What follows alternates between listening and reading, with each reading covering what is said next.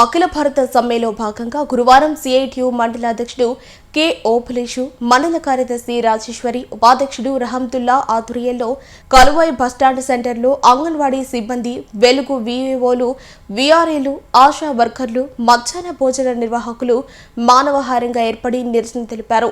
Bus stand centre నుంచి తహసీల్దార్ కార్యాలయాలకు భారీ ర్యాలీ నిర్వహించారు. అనంతరం తహసీల్దార్ కృష్ణారెడ్డికి తమ డిమాండ్లతో కూడిన వినతి పత్రం అందజేశారు. ఈ సందర్భంగా వారు మాట్లాడుతూ సిఐటియు జిల్లా కమిటీ పిలుపు మేరకు సమ్మె నిర్వహించినట్లు తెలిపారు.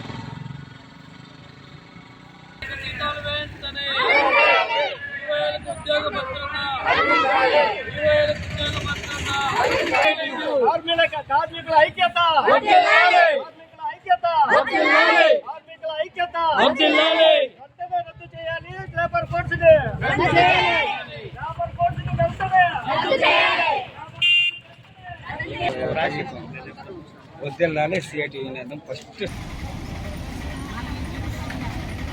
కొత్త వీవోలకి వెంటనే జీతాలు, కనీస వేతనం, కనీస వేతనం.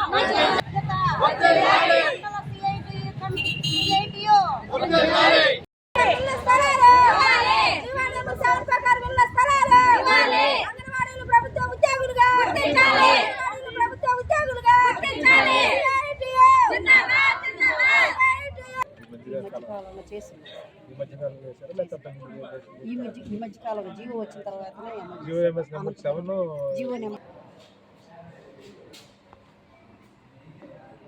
30 మంది వివోలు ఉన్నాయి. 30 మంది వివోలు పనిచేస్తున్నాము.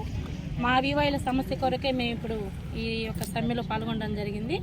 రాష్ట్రం పిలుపు కొరకు, అలాగే జిల్లా పిలుపు కొరకు మేము ఈ సమ్మెలో పాల్గొనడం జరిగింది.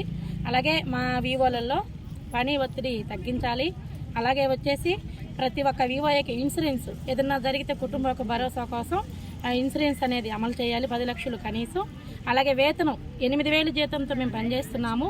వేతనం అనేది చాలా తక్కువగా ఉంది, కనీసం నిత్యావసర సరుకులకు కూడా సరిపడినంతగా ఉంది. కాబట్టి మాకంటూ కనీస వేతనం అనేది చెల్లించాలనేది అదొక డిమాండ్గా మేము అర్జీ రూపంలో ఇవ్వడం జరిగింది. అలాగే మా యొక్క ఉద్యోగులని, వివోలందరినీ కూడాను ప్రభుత్వ ఉద్యోగులుగా గుర్తించాలి. అలాగే కొత్త వివోలుగా మాకు ఇక్కడ ఏర్పాటు చేయడం జరిగింది. ఆ వివోలకి గత సంవత్సరం నుంచి పనిచేస్తున్నారు. ₹1 కూడా ఇంతవరకు జీతం అనేది చెల్లించలేదు.